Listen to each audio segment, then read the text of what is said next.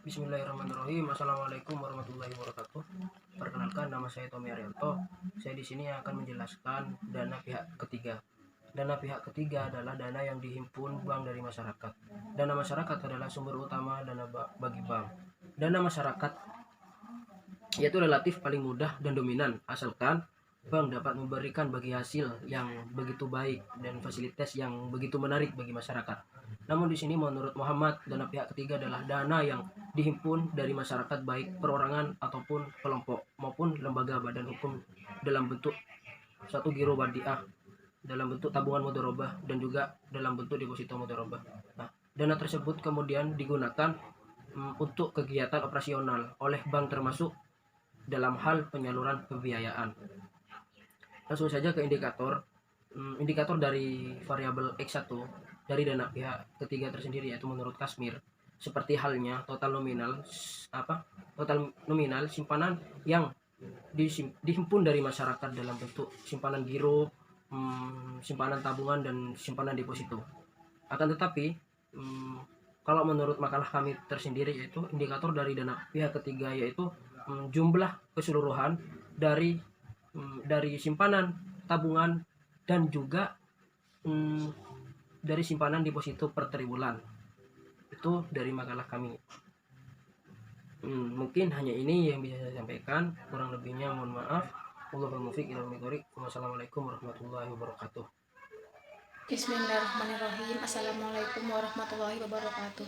Saya Sri Umdatu Samila Sadisia sebagai pemateri kedua ingin menjelaskan mengenai laba.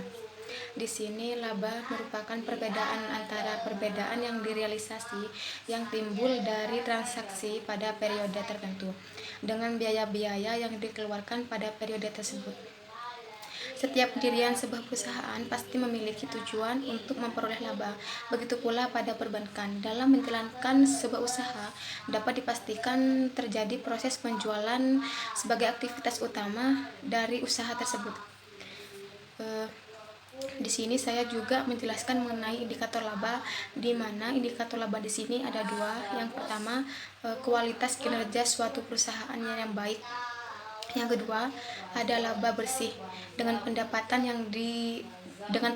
yang dikurangi dari beberapa biaya-biaya yang dikeluarkan. Indikator pertumbuhan laba juga dapat dihitung dari rumus yang dikemukakan. Di sini ada Y. Y di sini simbol dari merupakan pertumbuhan laba. Yang kedua, ada YT-1, di mana YT-1 di sini bersimbol merupakan laba setelah pajak periode sebelumnya, dan juga ada YT. YT di sini laba setelah pajak periode berjalan. Adapun konsep laba yaitu selisih pendapatan lebih besar daripada beban. Apabila selisih pendapatan ternyata lebih kecil daripada beban, maka itu adalah rugi. Dan apabila pendapatan sama besar dengan jumlah beban yang dikeluarkan, maka itu adalah impas. Mungkin hanya itu yang bisa saya sampaikan. Kurang lebihnya mohon maaf. Assalamualaikum warahmatullahi wabarakatuh. Assalamualaikum warahmatullahi wabarakatuh. Nama saya Anissa Kina, saya dari kelompok 8. Di sini saya akan menjelaskan poin C kesejahteraan masyarakat dan poin D variabel intervening. Pada poin C kesejahteraan masyarakat atau variabel Z, kesejahteraan merupakan sejumlah kepuasan yang diperoleh seseorang dari hasil mengkonsumsi pendapatan yang diterima. Terdapat beberapa indikator yang mempengaruhi kesejahteraan masyarakat ini. Di antaranya, yang pertama, jumlah dan pemerataan pendapatan. Yang kedua, pendidikan yang semakin mudah untuk dijangkau. Yang ketiga, kualitas kesehatan yang semakin meningkat dan merata. Dan yang keempat, peningkatan tabungan. Untuk mencapai indikator kesejahteraan masyarakat ini dapat diukur dengan menggunakan PDB atau produk domestik bruto. PDB per kapita sama dengan PDB tahun dibagi jumlah penduduk tahun. Selanjutnya, pada poin D, variabel intervening. Variabel intervening ini adalah variabel yang secara teoritis mempengaruhi hubungan antara variabel independen dan variabel dependen, yang menjadi hubungan yang tidak langsung dan tidak dapat diamati dan diukur.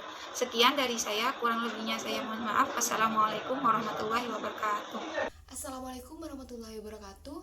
Di sini saya Alvin Agustin sebagai pemateri keempat sekaligus pemateri terakhir akan menjelaskan mengenai analisa dan pembahasan dari pengaruh dana pihak ketiga terhadap kesejahteraan masyarakat melalui laba sebagai variabel interveningnya, di mana variabel X1 adalah Dana pihak ketiga, variabel Y-nya di sini laba dan variabel Z-nya yaitu kesejahteraan masyarakat. Oke, langsung saja kepada pembahasannya. Sebelumnya di sini populasi dari kelompok kami yaitu ada 3 bank. Pertama Mandiri Syariah, BRI Syariah, dan BNI Syariah. Nah, untuk sampel di sini yang kita gunakan dari kelompok kami itu berjumlah 32 data yang sudah ditentukan oleh dosen pengampu menggunakan pendekatan secara kuantitatif dengan data sekunder, yang dimana data sekunder yang digunakan yaitu dari data laporan keuangan ketiga bank tersebut per triwulan pada periode 2016 sampai 2018 gitu.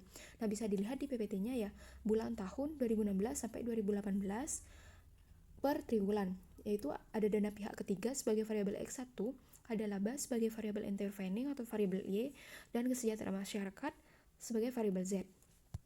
Nah, oke, langsung saja ya kepada analisa. Di sini kelompok kami menggunakan koefisien jalur model 1 dan model 2. Nah, untuk jalur model 1 di sini bisa dilihat di tabel model summary di sini ya, bahwa besarnya R square yaitu 0,174 yang menunjukkan bahwa pengaruh X1 terhadap Y sebesar 17,4%. Nah, untuk di tabel koefisien bisa dilihat ya, diketahui bahwa nilai signifikansi variabel X1 sama dengan 0,018 yang mana lebih kecil dari 0,05. Nah, menunjukkan bahwa terdapat pengaruh antara variabel X1 yaitu dana pihak ketiga terhadap variabel Y yaitu laba. Untuk analisis jalur yang kedua yaitu pada tabel model summary besarnya R square di sini 0,074 yang menunjukkan bahwa kontribusi antara X1 dan Y terhadap Z adalah sebesar 7,4% gitu. Nah, untuk tabel koefisien di jalur model 2 diketahui bahwa nilai signifikansi kedua variabel X1 sama dengan 0,510 dan Y sama dengan 0,342 yang dimana di antara kedua variabel ini lebih besar dari 0,05.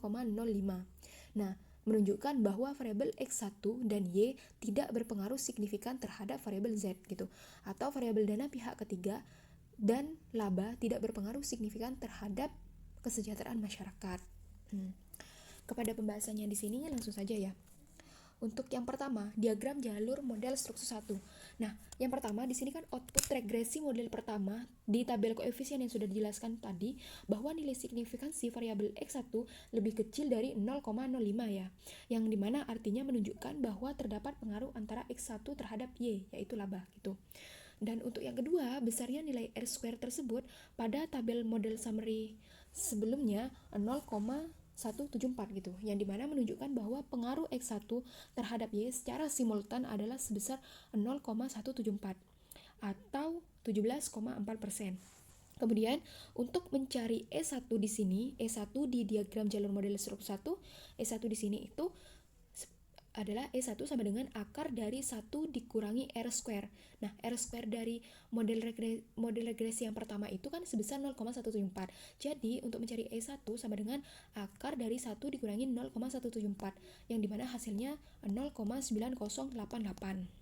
Sehingga diperoleh diagram jalur model struktur 1 seperti pada gambar di PPT ini. Nah, kemudian untuk diagram jalur model struktur 2, yang pertama, output regresi model 2, tabel koefisien bahwa nilai signifikansinya dari variabel X1 sama dengan 0,510 dan Y sama dengan 0,342, yang dimana dikatakan lebih besar dari 0,05 gitu, menunjukkan bahwa variabel X1 dan Y tidak berpengaruh langsung secara signifikan terhadap si Z, variabel Z.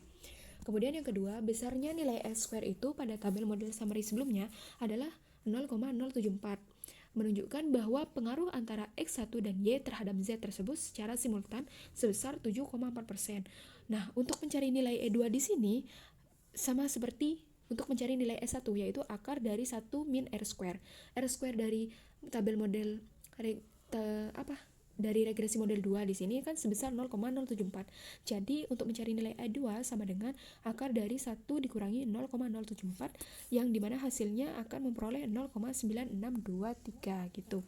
Nah, sehingga bisa diperoleh diagram jalur model struktur 2 yang mana pengaruh antara X1 dana pihak ketiga dan Y laba sebagai variabel interveningnya terhadap Z kesejahteraan masyarakat seperti bisa dilihat pada gambar di PPT ini gitu. Nah, mungkin hanya itu yang bisa saya sampaikan. Kurang lebihnya saya mohon maaf. Wabillahi taufiq wal hidayah. Wassalamualaikum warahmatullahi wabarakatuh.